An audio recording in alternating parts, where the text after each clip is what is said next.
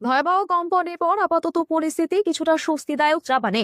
সোমবার রাতে দেশের উত্তর প্রান্তে 7.6 রিক্টার মাত্রার ভূমিকম্পে তীব্র কাঁপন অনুভূত হয় এবং জাপান জুড়ে জারি হয় সুনামি সতর্কতা। তবে মঙ্গলবার সকালে সেই সতর্কতা প্রত্যাহার করা হয়েছে। তবুও নাগরিকদের সতর্ক প্রস্তুত থাকতে নির্দেশ দিয়েছে প্রশাসন। বিশেষজ্ঞদের আশঙ্কা, প্রথম ধাক্কার পর আগামী কয়েকদিনের মধ্যে আরও একটি শক্তিশালী ভূমিকম্পের সম্ভাবনা উড়িয়ে দেওয়া যায় না। জাপানে ভূমিকম্প কোনো নতুন ব্যাপার নয়, দুদিন পর পর ভূমিকম্প হয় জাপানে। আপাতত সেইভাবেই জাপানে তৈরি হয়েছে সমস্ত ধরনের ভূমিকম্পকে আটকানোর জন্য বাড়ি, আর সেইভাবেই অভ্যস্ত সকলে। গতকাল বিপদ পাড়ার আগে মানুষকে চারিদিকে ছড়িয়ে দেওয়া হয়েছে। এটা জাপানে প্রতি বছরই করা হয়ে থাকে।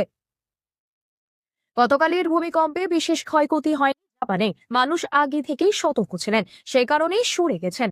তার ফলে ক্ষয়ক্ষতি এড়ানো গেছে বলে মনে করছেন জাপানের সাধারণ মানুষজন।